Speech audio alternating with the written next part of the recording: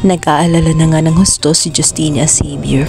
Kaya naman, sumubok na nga silang pumasok sa loob ng building para hanapin nga si Princess. Samantalang si Princess ay nautusan naman ni Charlene na kailangan nga niyang lumabas at humingi ng tulong nang sa ganun maisalba pa nga nila itong si Raymond. Kaya naman kahit masukal at mahirap ang daan dahil marami nakaharang, talagang lakas loob na lumabas itong si Princess hanggang sa nakakita si Princess ng mga munting liwanag. Yung liwanag na iyon ay walang iba kundi nanggagaling kay Justin. Kaya naman pasigaw siya kahit hindi niya alam kung sino hanggang sa ilang hakbang na lang sana ngunit natalisod siya at may nahulog ng mga bloke kaya siya ay nadapa at nauntog nga sa bloke.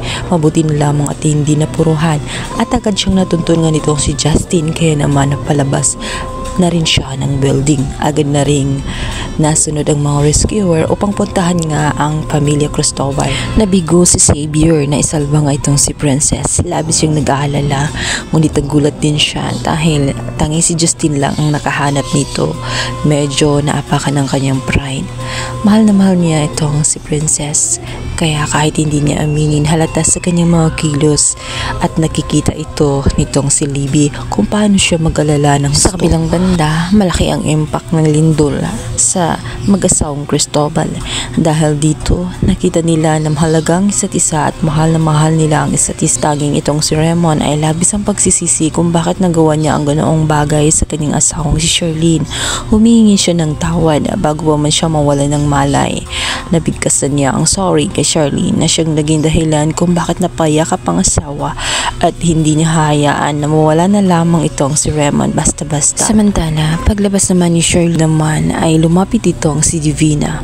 Agad niyang paninindigan ang kanyang inainahan para hindi naman mahalata na nagpapanggap lamang siya dito kay Princess. Ano may concern na concern siya pero ang totoo, hindi siya concern kay Princess.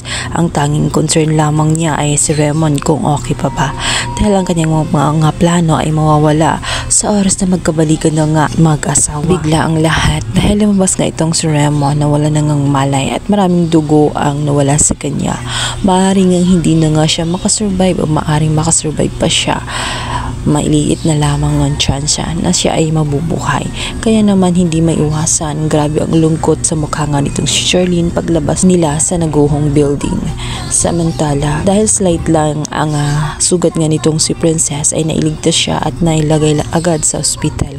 Ngunit ito na magiging hudyat para lumayo ng tuluyan nitong si Princess dahil umiiwas nga siya na makaaway naman muli itong si Libby.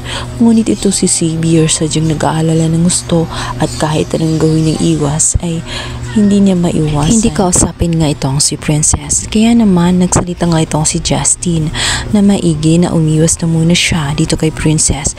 Baka mapahamak na naman itong si Princess pag nalaman nga nitong si Libby dahil alam niya kung gaano ito ka-war freak at gaano ka-agresibo pagdating sa kanya. Ngunit instead na makinig ay nainis pa ito na hindi dahilan na siya ang nakakita kay Princess ay pagbawalan na sila na mag-usap na dalawa. Wala umano siyang karapatan. Ang hindi niya alam ay napamahal na nga itong si Justin dito kay Princess. Kaya naman ganun din ka-concern itong si Justin.